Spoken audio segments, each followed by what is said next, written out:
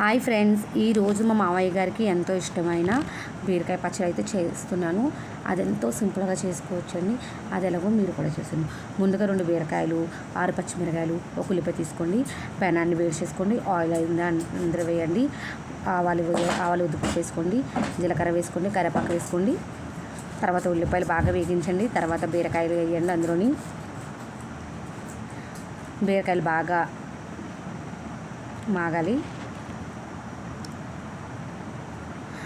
మాగగా పచ్చడి చాలా టేస్ట్గా ఉంటుందండి. మీరు కూడా ట్రై చేయండి. పచ్చడి అయితే సూపర్ ఉంటుంది. వేడి వేడి అన్నంలో వేసుకొని తింటే ఇంకా బాగుంటుంది. Thank you.